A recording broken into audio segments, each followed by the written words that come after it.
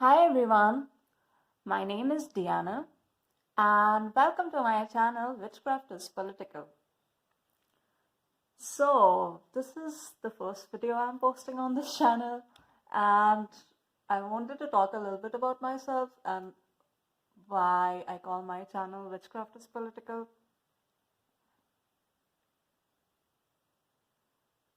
My name, as I already said, is I am Diana Diane. Diane means a witch. And at the outset, I want to say that if you are scared of witches, or you don't believe in magic, or you don't believe in witchcraft, or if in general this whole idea makes you feel uncomfortable or fearful, I want to say at the outset that this channel is not for you. There are a number of other channels on YouTube which might be of your interest, and a number of other pick a card readings too which might be of your interest, so I really urge you to visit them. On my channel, I am gonna be very clear that I'm a witch. I'm not scared of saying that, and I'm not ashamed of saying that. And the reason is that it's personally been a very long journey for me to be able to say this without hesitation, to claim my witchiness without hesitation, but also given the long history of persecution of witches in this world and persecution of women who were deemed to be witches, this is very, very close to my heart. This is something this is a label. I don't even want to say it's a label, but it's a word. It's a word which I do not want to shy away from, because I want to, in a way,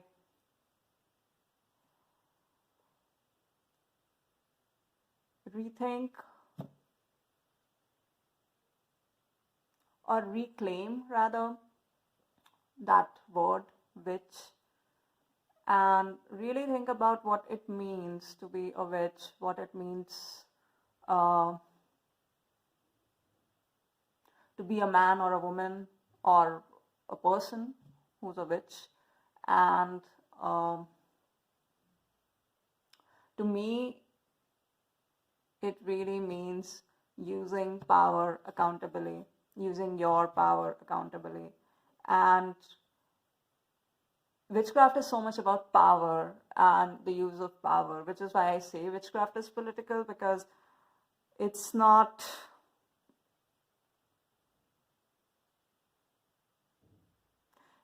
just something abstract, spirituality, woo-woo, everything is everything. It's not that kind of thing which I'm talking about when I say spirituality or witchcraft at all. I believe that the way we think about these things, our internal and external worlds, they're not like separate worlds. The material and the spiritual, they're not separate worlds. The earth and the spirit realm, it's the 3D and the 5D. It's not this kind of sharp distinction of opposites almost, or like mutually exclusive, which a lot of people think of, I feel, these days. But it's really about finding the magic and beauty, finding wonder on this earth. The spirit resides in earth. It's not something floating about in space I mean, of course, there are space spirits, but it's not something intangible. It's not something which we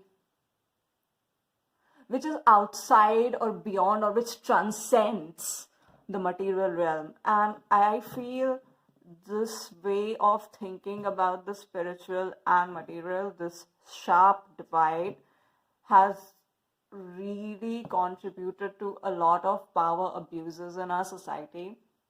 And witchcraft to me is kind of a counter movement against this kind of thinking, because witchcraft is concrete and precise. It's rooted in matter, and it recognizes that matter and energy are not like separate things, but they are one and the same. And energy is not better than matter or something like this, which seems to be a lot of like understanding, especially in the spiritual community.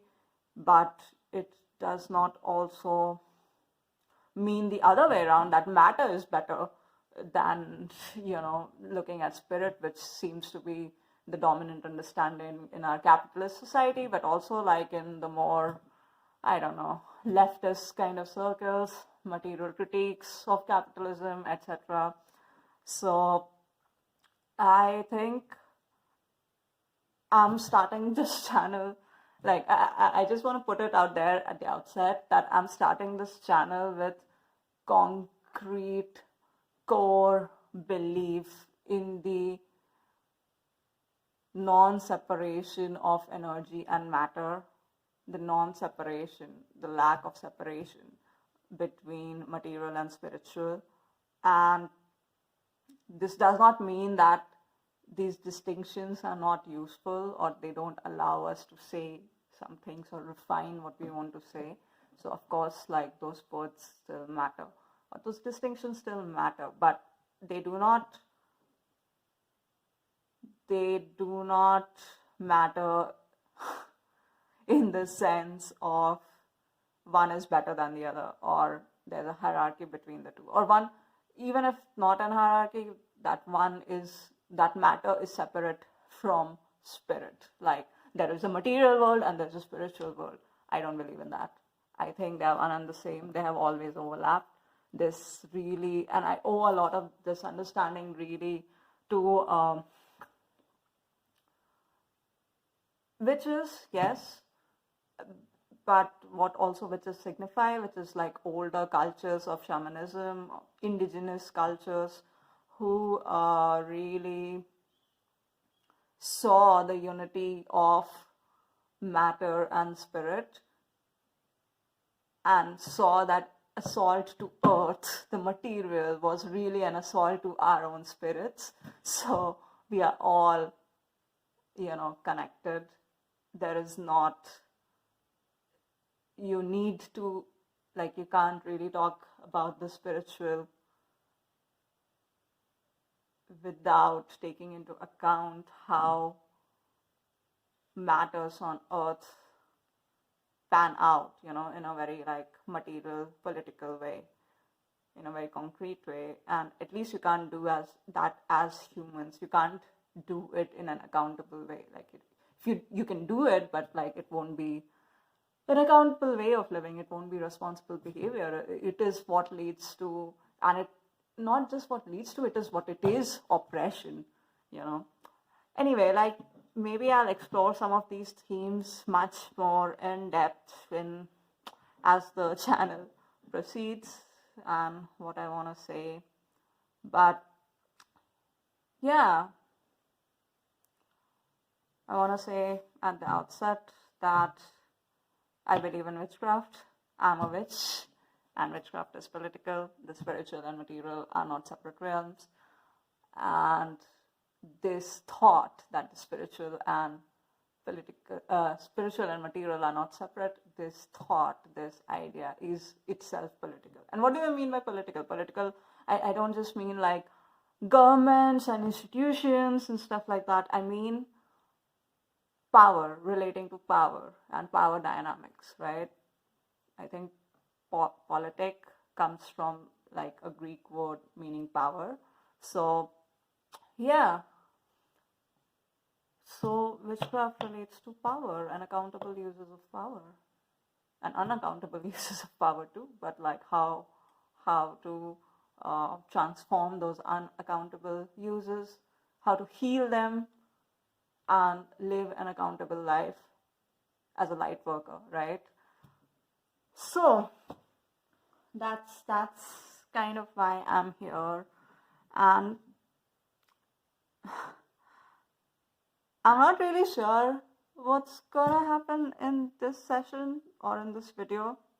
I have these three crystals here, the rose quartz, obsidian, and amethyst. And I just asked God and spirit guides to guide me through whatever happens, because I'm really not sure what I'm supposed to do. Like, I could do a pick a card reading, but I'm actually a channel, so I just could channel messages, and I don't know why I'm telling you all this, but I guess I'm being asked to.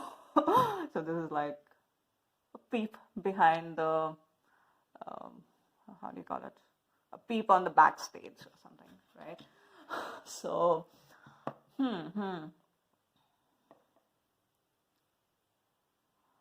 I think something I have been thinking a lot about lately is just how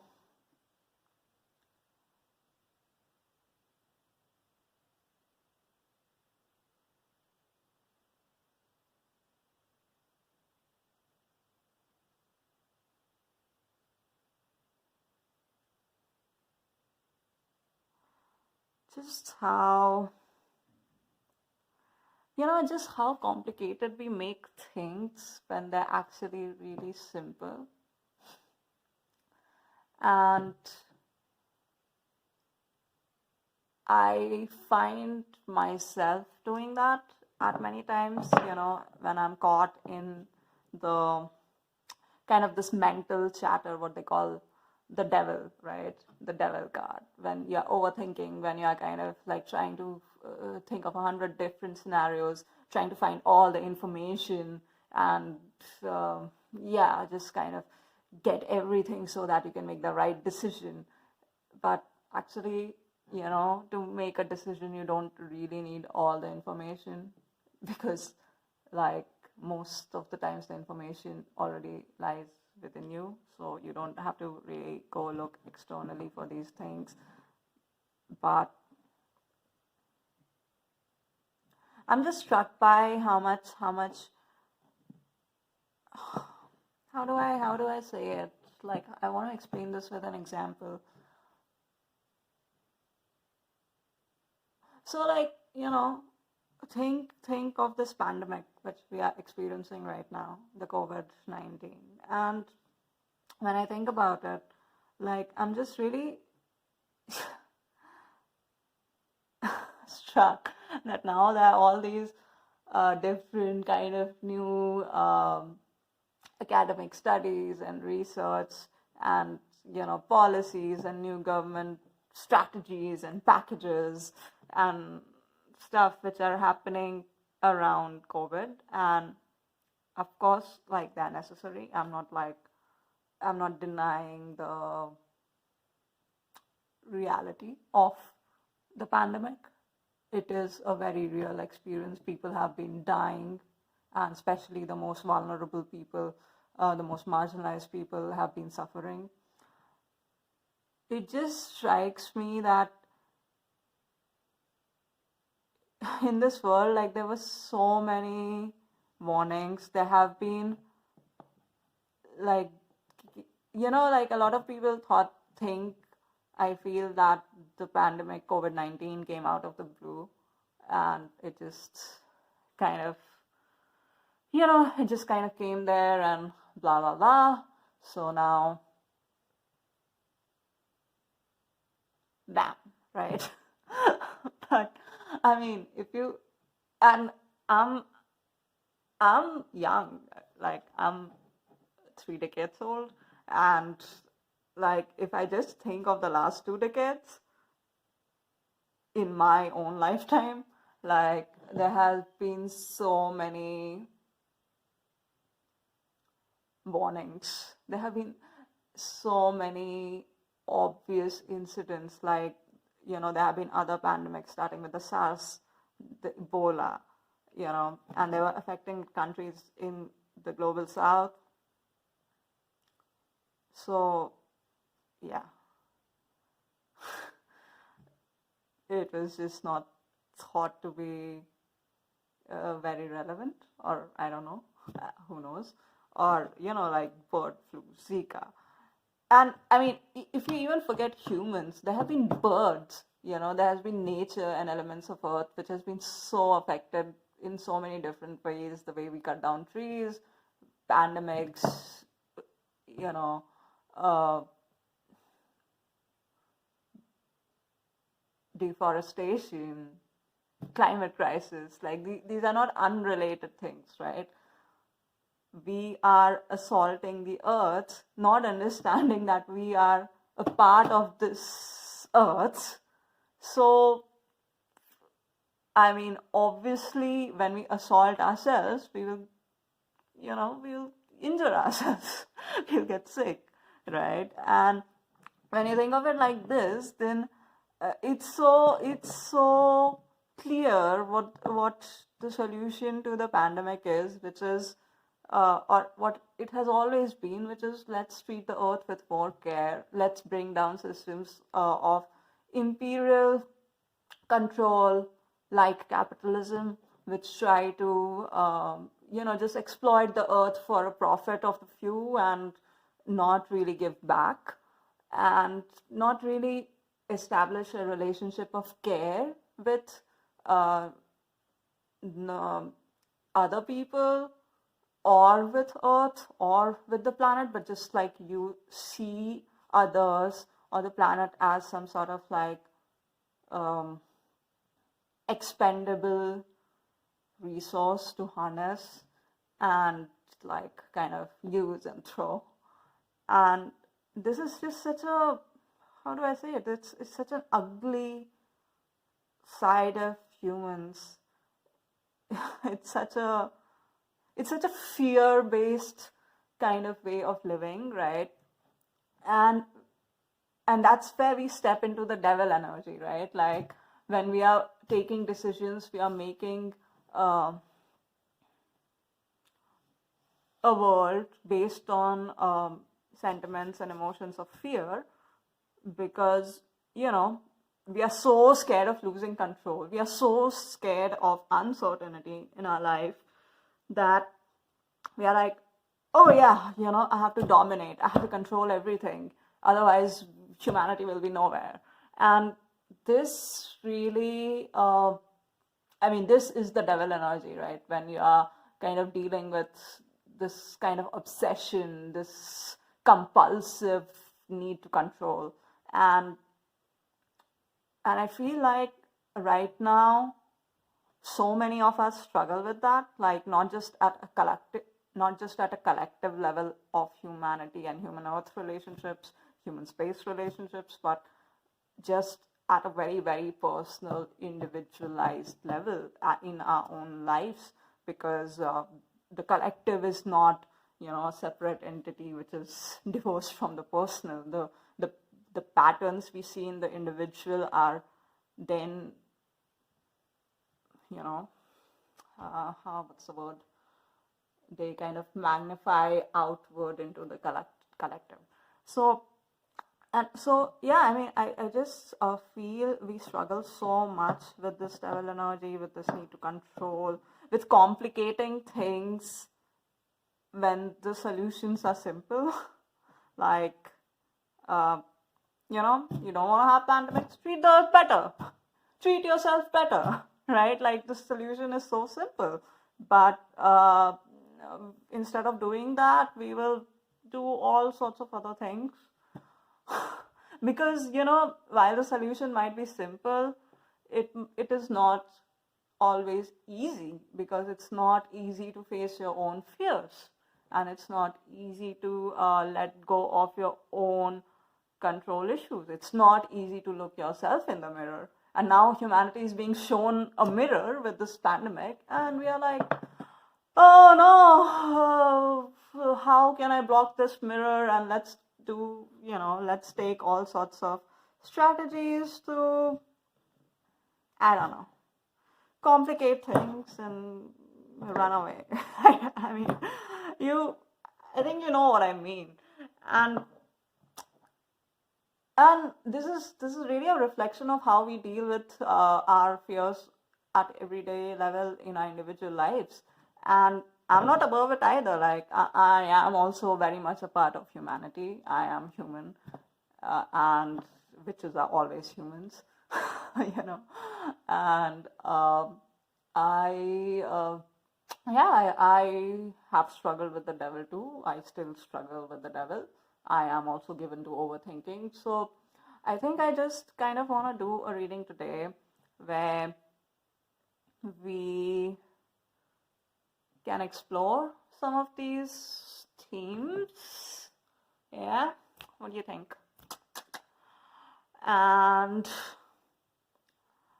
maybe like pose a question along these themes and do like some sort of card reading with these 3 crystals or channel some messages. Let's see. So I think the question I would like to put then is, how are you, or how is each crystal pile, complicating their own lives? How are you? Yeah, how are you? I think the question is, how are you complicating your life when the answer is simple, right? So, yeah, let's go then. We have these 3 stones, 3 crystals, 3 pieces of the earth, which the earth was so generous to give us. Thank you, earth. Thank you, earth. We really want to treat you better. Show us the way. And this pink one is the rose quartz. The black one is obsidian. And this is again a quartz, which is amethyst. Obsidian is a rock formed from volcanic deposits, I think. I don't know why I feel like saying that. Just some more information on it. And I think it's primarily found in Central and South America, I think. I know it was quite used for ritualistic practices and ceremonies in the Inca culture in South America. And yeah, and these are other 2 quartz crystals, rose quartz and amethyst. So what I'd like you to do now is meditate on these 3 crystal pieces and pick one. And the question is, how are you complicating your life right now? And we'll see what the cards say. I'll shuffle some cards for each stone. And yeah, how to pick a stone? Basically, you have to do it with your intuition. You don't pick it with what color you like or something like that. I mean, you could, but like it's hard to explain intuition. Intuition is so complex. It's not complex. You're talking of complications, and like I'm like, intuition is so complex. Actually, intuition is very simple. Intuition is your deep inner knowing. Intuition is like that little voice in your head which you hopefully don't ignore, but maybe you do, because I don't know, like in our society we are taught to ignore our intuition, because the more we ignore our intuition, the more we stay away from the truth, and the more we are groomed to become victims, because the more you stray from the truth, the more you'll stray away from your power, the more you'll stray away from your own witchiness and your own magic. So yeah, I think this is the picking stone is also like an interesting kind of way to practice, or like picking a card out of tree, with your intuition. It's a way to practice and regenerate like our skill of being intuitive.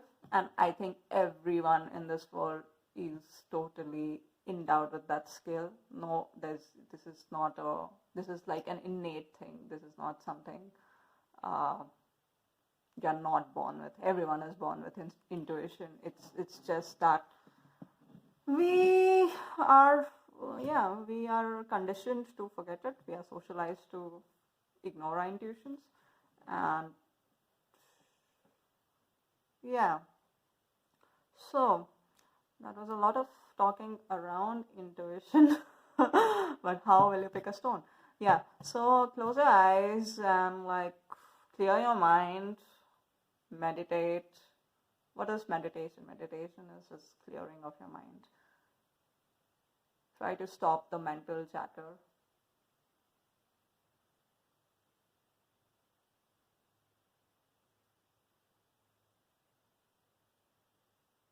And then when you open your eyes, the first piece of earth, the first crystal, the first stone which calls out to you is yours. And this is also a way of talking to earth, see, you can talk to things which don't use a language, not a human language at least. So yeah, the stone which calls out to you is your stone. And if you're having real trouble with knowing which is your stone, make 3 little chits, with small pieces of paper, write 1 to 3, assign numbers to each one of stones, and like just shuffle them or whatever, toss them around in your hand, and then let them fly out, and then pick one, or see whatever flies out first. That's the one. And but I would suggest to use the meditative way to pick your stone or crystal, but only if that doesn't work, go to the other way. Wow, I can't believe that was 28 minutes of talking, but hopefully it was not all in vain. Let's see. I'm quite curious where this channel will go or what the format will be. So I'm gonna leave you with the choice, and I'll see you at your stone. Thanks.